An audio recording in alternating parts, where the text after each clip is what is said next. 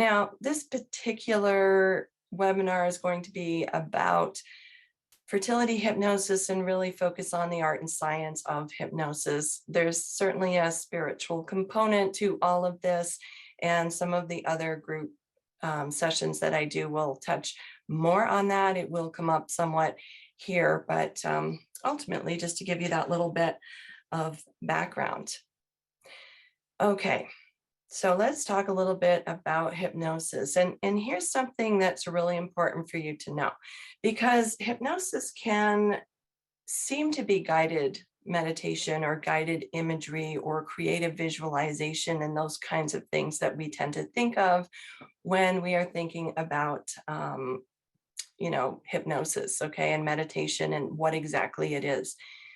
The reason that I decided to call this program HypnoFertility and not use the word hypnosis is because hypnosis is much broader than all of these other modalities. It actually is the umbrella that so many of these fall under, and it does have, if you want to call it, the big guns. There is a lot more that we can do with hypnosis than what we can do with some of these other modalities, okay?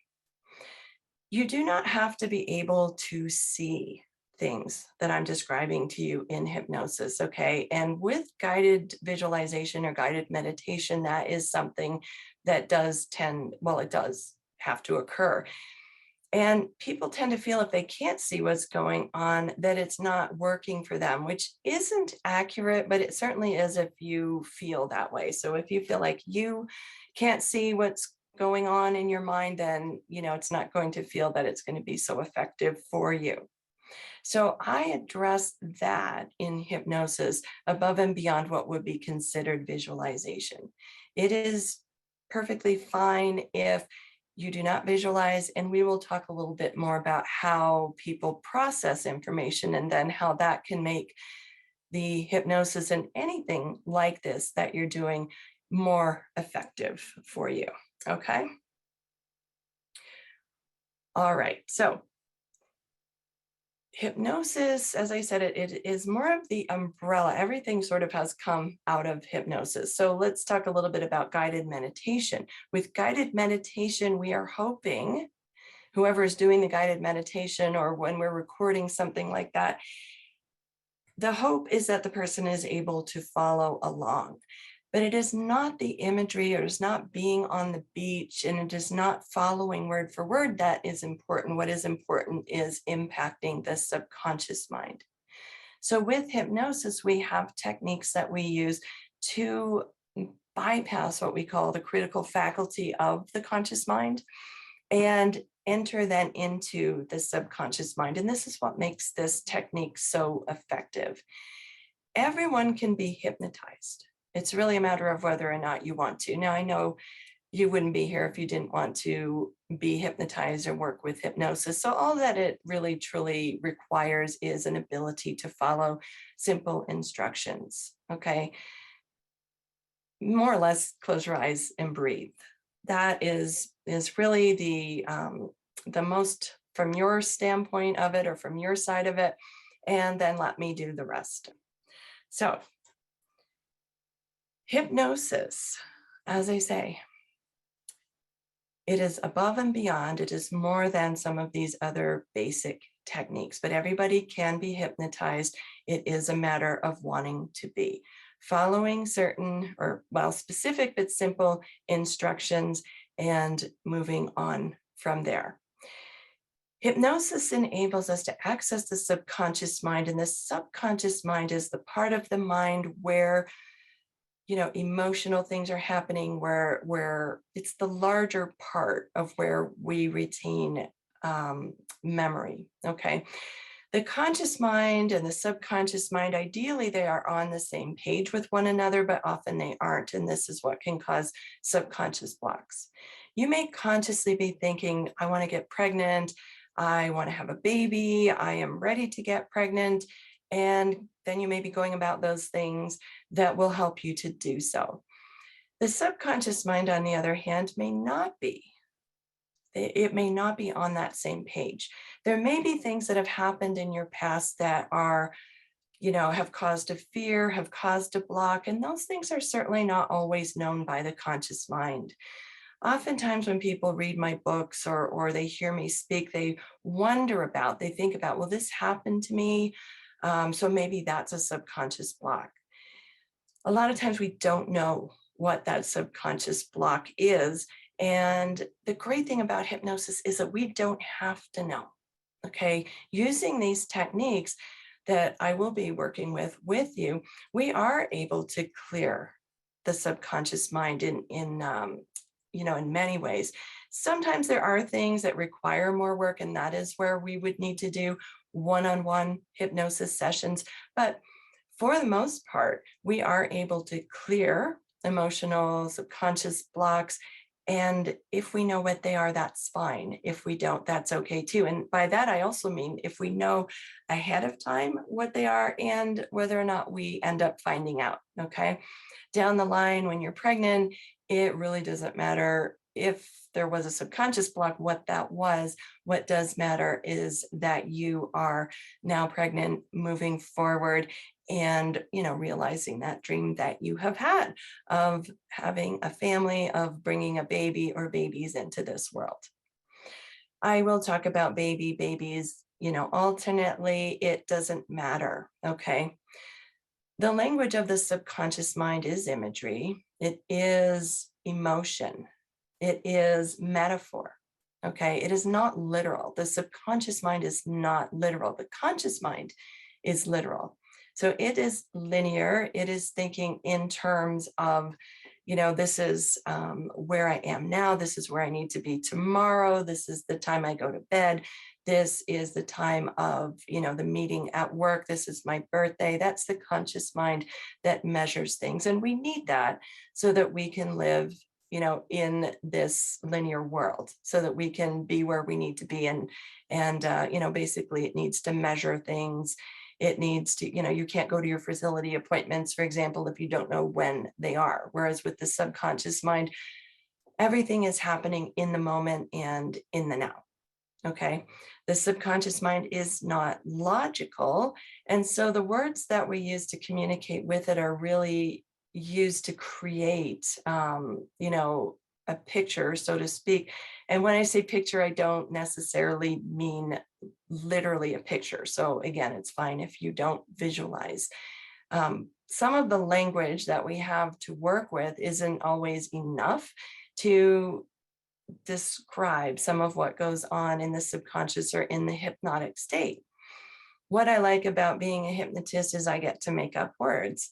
I often tell this to students. My husband and I teach. We've trained hypnotists for 20 some odd years. And we will often say, when it comes to hypnosis, there's always an exception. So we can never answer, well, there's no such thing as absolutes anywhere, anyway. But when someone asks us a question, we can say yes, unless, no, well, maybe not no, depending on what's going on. So, the subconscious not being literal is not listening to what it is that we're talking about and is not responding to things the way that we might think of, from that more left-brained or left to right or linear type of way of processing. Okay, if that makes sense. The subconscious mind is the larger part of the mind. The subconscious mind is going to win out whenever the two are in conflict. The conscious mind can handle probably, up to 7 things at a time is what they say. And I know for myself, the closer I get to 7, the less effective I'm going to be with any of those things. Okay. The conscious mind is that forefront where that's where we need to know things like people's names. What's our phone number? What's our address? Where do I have to be for, work? All of those kinds of things. So that stuff stays in the forefront there. And that's very conscious mind. The mind picks up everything that we experience, everything that we see.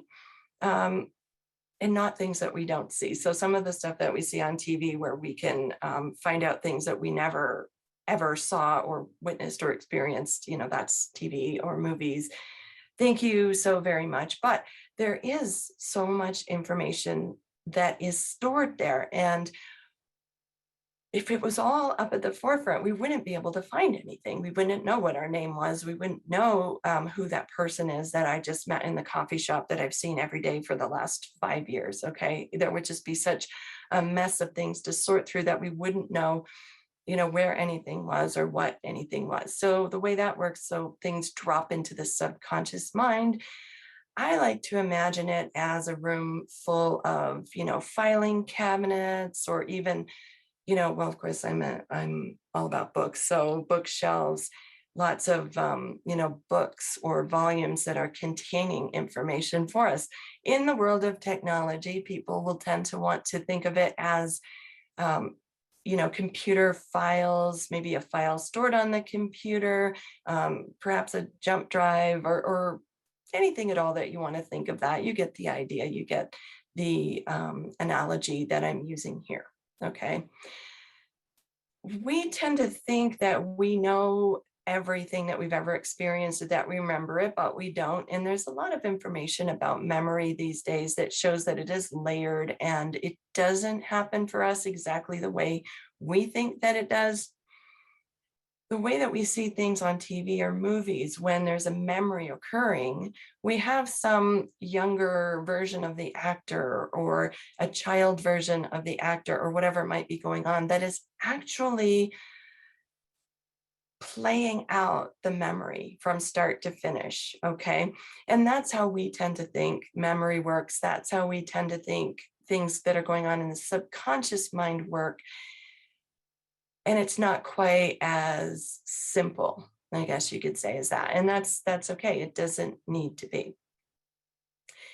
If you could create, the change that you desire, the healing that you desire, all at the conscious level, then you wouldn't need things like hypnosis that taps into the subconscious mind, and other types of modalities like acupuncture or Reiki, things that work with meridians, work with chakras, work with energies, and so forth. You wouldn't need medical assistance, because everything that you want to do or create, you could just do. You would think about it and that would happen. Ideally, those things will be available to us at some point in time, but I'm not seeing anything on the immediate horizon. So in the meantime, we will, work with what we've got. Okay. We do hear things about, age, about old eggs, about, well, just all sorts of different things that can cause fear when it comes to fertility. And these things in and of themselves can contribute to infertility. Okay. Emotion is a language of the subconscious mind, and fear is going to be one of the most powerful emotions that we can even, consider or talk about. Things that we're afraid of, the subconscious mind is protective. Okay, so it wants to protect us, it wants to keep us safe. The subconscious is not linear, it's not logical, so it tends to use what is, handy. Okay. If there's something you're afraid of or that has frightened you, perhaps it's a diagnosis, perhaps it's something you've read on the internet, the subconscious mind then says, wow, okay, that's very frightening. I need to protect you. How can I protect you? Oh, I know. We just won't get pregnant. That'll solve everything. Well, it may solve protecting you from one thing, but then it just causes another issue or series of issues. And these are the things that we'll be working on to release as we go along. You've probably heard this in regard to weight loss. This is not necessarily true, but it certainly can be. So it's not exclusive, it's not across the board, but it is a good example. Oftentimes when something's happened, especially you may have heard a connection like with sexual abuse or trauma of some sort, especially when it happens for a child, but definitely however it happens, person is very vulnerable. And thinking in terms of, if I were bigger, this wouldn't have happened, if I were stronger. But the subconscious mind, not being literal, is just going to go with, oh, okay, maybe when I can be bigger, that just means growing bigger. So we might mean something like, if I were taller, if I were stronger, if I were older. And the subconscious mind, in its way of protection, will help to build weight. in a way of protection. So again, I'm not saying anyone who has a weight issue has sexual trauma, but people are pretty aware of that connection. And so it is a really good example. This causes other problems. With excess weight, we now have issues, for the joints. We have issues perhaps with diabetes. We have issues that, can affect the heart and those kinds of things. So protection may be happening on one level, but it is not happening across the board, and not necessarily in a way that is any more effective for the person, who has been struggling, or who, has had something occur, or has some type of fear, deep within. So with hypnosis, we are able to communicate with the subconscious mind, help to get it onto the same page as the conscious mind, and help to release anything that might be blocking, and help to integrate things that we know, or perhaps things that the doctor has said, or perhaps we're working with an acupuncturist, a nutritionist, and so forth. Hypnosis is like the missing link. It ties all these things together. Okay, so hypnosis, because if the subconscious mind is not on board, then it is going to find ways to block or to somehow resist the things that we are trying to create or trying to change. Affirmations, we hear about affirmations and they're fantastic, thinking positive or speaking positive. Well, let's talk a little bit about positive thinking, which is wonderful. It is amazing. And it is not something that it is possible for us to do all the time. Our brain is not created that way. And that's okay. That's about survival. We have to think about survival of the species. It is far more, helpful to us to think that a snake is a stick than to think that a stick is a snake, right? Or did I say that the wrong way? Yes, because the snake, if it does turn out to be a snake, it's going to bite us. It's potentially going to kill us. Where if it's a harmless stick, we're going to be fine. That is the negativity bias that's in the brain. And it, like I say, it is designed to help to keep us alive. Now, we haven't necessarily caught up to the way things go these days. We're not on top of technology and all the shifts and changes that have occurred in our world, but it is something that is still, a part of us. Okay. And so negative thinking is easier because, again, it's protective, but we can definitely think positive, and sometimes it does take some effort. Sometimes it takes a lot of effort to think positively, or just to shift some of the ways that we think. It is easier to think thoughts that we think all the time. So it is easier for us to drop back into any form of thinking. Maybe it is positive, maybe it is negative, but when we get distracted, okay, so this is the conscious mind handling up to 7 things at a time, then we will go drop into what you could call autopilot. The subconscious kicks in, we go back to thinking, in the brain, following neural pathways that we are familiar with, that we are used to, that we don't have to make any effort to use. Okay, if